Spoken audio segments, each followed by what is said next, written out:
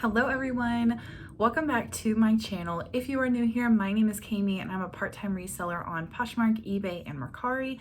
I have a regular 9-to-5 job, but I do reselling on the side to bulk up my savings, pay off some debt, and just have some extra money in my pocket.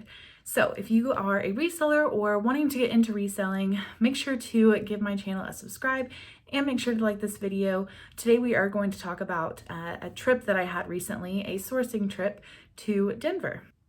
All right, so I have been to Denver now 3 times for sourcing trips. My husband and I love to travel, and so we try to turn most of our travel opportunities into sourcing opportunities as well. So I'm going to go over some of the numbers from this most recent trip because I would like to take this and kind of make a couple of videos out of it of how long it takes me to make my money back from that trip, as well as talk about some of my brands that I have found that were on my BOLO list. And then also we're going to just talk about why I love to travel to source. All right, so like I mentioned, we love to travel, and so what we like to do is take the opportunity to make it into a business sourcing trip. One, because we can't expense that if the main reason for us traveling is to source. So we have been to Denver, of course, what this video is about, but also Texas, Philadelphia, South Carolina, Washington, D.C. We've been to multiple different places where we have sourced inventory for my reselling business. Now, one of the main reasons that I love traveling to thrift is because I can find brands that I would never find in my area. I live in Oklahoma, so we in this area don't have a ton of really high-end brands. Like we don't find Gucci or things like that. And even the kind of like higher end but more kind of common brands like Patagonia, we don't find super often here. And when we do find them, they're typically marked up. So I like to travel because I can find brands that I would never find here. So for an example, we went to, at the end of 2022, Charleston, South Carolina. We are trying to hit all 50 states. We are, I think, 28 away right now from hitting all 50 states. But the main thing that we were going there for was to source. I went to a couple of thrift stores. We also went kind of up and down the coast. So I went to like Myrtle Beach and down to Hilton Head. So we did some thrifting while there, but the main place that I was able to get inventory from was the bins, the Goodwill outlet. So as an example, I was able to find 2 Magnolia Pearl items, which I'm going to pop up pictures of those items here. They look honestly like they could be complete trash. They have holes, they have stains, they have all sorts of things, and they're intended to look that way. That is what this brand is about. So you wouldn't expect it to have such a high resale value. All right, so this pair of Magnolia Pearl pants actually sold on Poshmark for $399. Now I had less than $1 into this item, so you can imagine the profit that I made from that. The second item I found was a top. It was a very basic top, very lightweight. It did have a small stain on it, but it sold for $145 on eBay.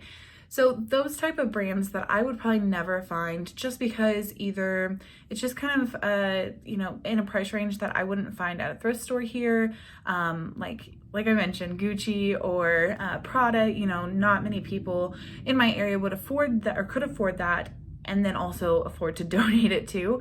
But people on the East Coast may have that extra expendable money. Also, things like Lilly Pulitzer, brands that have kind of an area of the United States that they're typically worn in may not be available in my area. People may not purchase them in my area, things like that. So there's just a variety of brands and styles that I would not find here in my state, in the town that I live in. So that is the main reason why I love to travel to source. Also, there's only one bins location in my state, and it's about an hour and a half away. Lately it hasn't been amazing. It kind of goes through waves, but I love seeing other bins. I love seeing other thrift stores. I love seeing the difference in items that you can find and prices. So I'd love to know in the comments down below, do you like to source while you're traveling? Even if the main reason for your trip is not for sourcing, I know I will try to stop at a thrift store or two while we're on a trip, even if that's not really what we're there to do. I try to find small little pockets of time that I'm able to do that. So if you guys like to do that too, make sure to let me know down in the comments below. All right, so today is March 21st. We went to Denver this year. March 8th was when we arrived. We flew in on a Wednesday evening. By then, all the thrift stores were closed. It was like 9 o'clock at night. And so we had full day on Thursday, Friday, and Saturday. And then our flight did not leave until about 5. So we got to the airport about 3. So we had a little bit of time on a Sunday as well in the morning. So we had really 3 full days to source, and we also drove up into the mountains. I did have, I created a short, the first short for my channel, which was a kind of show of the drive through some of the mountains. So I will, if I can, link it up here. If not, I'll link it in the description box. But yeah, so we had about 3 days with a little bit of time on Sunday. And so there is one Ben's location. There's actually 3 in Denver, but there's one that is really close to the hotel we like to stay at, and it is our favorite Ben's location. I just find that it's not super busy, and I have found some really good things there. So we tried to spend a little bit of time each day at that Ben's location, but there's also a chain of thrift stores up there called ARC, A-R-C, and I find amazing things there at really good prices. So that is where I spent most of my time besides the bins. We stopped at a couple other Goodwills and thrift stores and things like that, but that was really the ARC stores and the bins was where I spent my time at. All right, so I did purchase a couple items for myself and I think 1 or 2 for my husband, but in total, what I purchased to actually resell, I purchased 161 items within those 3.5 days, which is just mind-boggling to me. I would never be able to find that many items here. Or even if I drove to the bins, I wouldn't be able to find that many items that I felt were worth picking up. So, like I mentioned, we got back on the 12th. It is now the 21st, and I have listed 2 of those items. But as you can see here, I do have a big pile back here of items that is mostly from that trip. You can't see it here, but I also have a rack of stuff. So I had some stuff that was, ready to photograph. I just hadn't photographed it before we left. So I'm slowly working through that, and then I will be getting to majority of the stuff that we got while we were on this trip. So my total cost of goods for those 161 items was $867.13. There were a couple items I paid up for. I don't think I paid more than, I want to say $12.50 or $13 for. Majority of the items I purchased were between the $5 and $10 range. I didn't calculate beforehand what that average number or average cost of goods per item is, just because I don't do my cost of goods that way. At the bins I do, because it's kind of hard to like assign a price per item by weight for me. So I do an average cost of goods for the bins items, but then anything that I get at the thrift store, I actually put my cost of goods as what I paid for that item. So that is a lot of items. And that is why I love going to Denver. I typically get around that many items. I have gotten that many items each time that I have gone to Denver to source. So it's a good opportunity for me to get quite a bit of inventory. Now we are going into the summer season, so I'm going to try and get through what I can now have very quickly because it is garage sale season and I love going to garage sales to thrift or to source. Now, what I am going to do simply for the purpose of this video and this video series is take a third of our car rental, of our hotel, and of the gas. So the rental car, a third of that was $108.40. A third of the hotel was $251.34. A third of gas was $15.50. And then my flight there, I'm just doing the whole flight. Now, we've kind of divided up that way as far as how we're paying for it, just because a third is going to be coming from my reseller funds, a third is going to be coming from my money, and a third is going to be coming from my husband's money. So that's kind of why we did it that way, but I kept the flight as just what it cost for me to fly up there, which was $204.96. So you're probably wondering how I got all of those items back to my house. So my husband and I both have a set that we purchased from Sam's. Unfortunately, they got rid of those like last year. So I don't have really like a link to give you, but basically there's one big suitcase and then a smaller suitcase inside. So you can fit one into the other. So what we do is we each use one of the small suitcases. We have 2 sets of them. So I will use one small suitcase. My husband will use one as well, where we put our own stuff in there, our clothes, shoes, toiletries, all of that sort of thing that we're taking on the trip. And then we will fit that inside the big suitcases. And that's what we take to Denver. The big suitcase it's empty except for that small suitcase. Then when we're sourcing, we will put all the items that I've sourced into the big suitcase and bring all 4 separately back home. Now we fly Southwest for a multitude of reasons. One, we have their credit card. We basically put all of our expenses on there and then pay it off every single week. We love to get the points there, and I've used points before for flights. Again, we love traveling, so it's the best credit card for us. So we do have their credit card. We are kind of what would you call us? Southwest snobs. We really love Southwest. Their customer service is amazing. I know they had some issues during the holiday season in 2022, but for the most part, they have been really good. And then the third reason is 2 bags per person flies free, plus a carry-on, plus a personal item. That for us has been the biggest bang for our buck while sourcing and while reselling, and even before then too. I believe other airlines charge per bag, but we each take a backpack, so that way if we filled up the 2 big suitcases and we have no room in our smaller suitcases to fit anything else, we can add stuff into our backpack. But I also bring laptop and personal things in there as well. So that is why we choose Southwest, and that is how we're able to get those items back.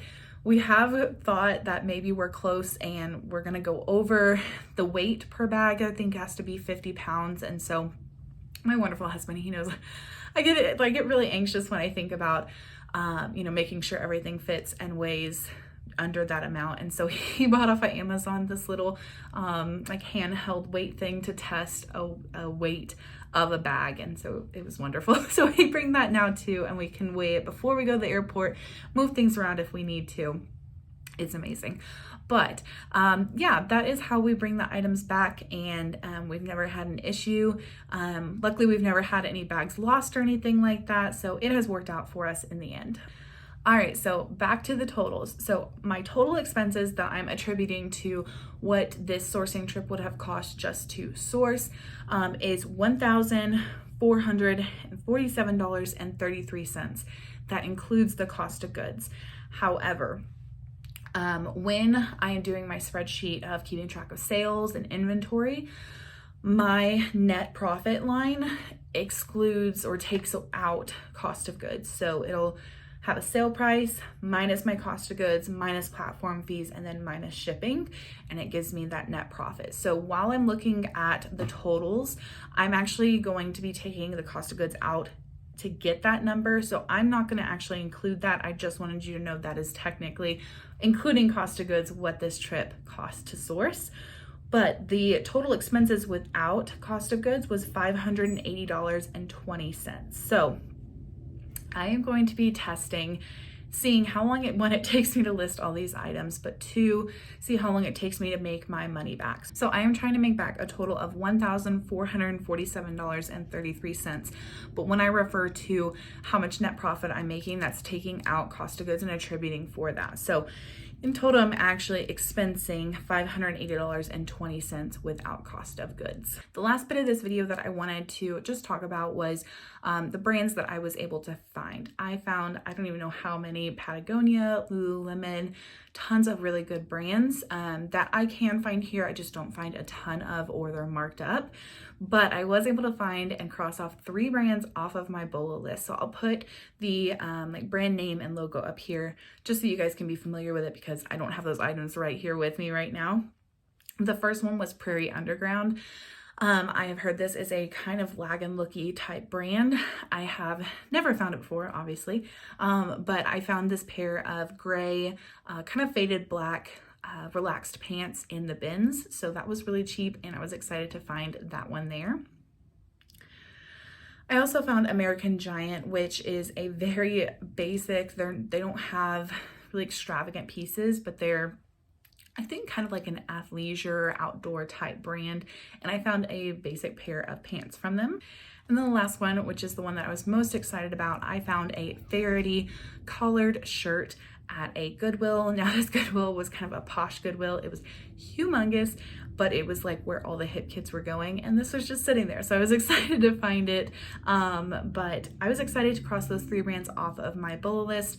And that's another reason why I love doing this, again, because I can find brands that I would never find here, and I am always excited to do that.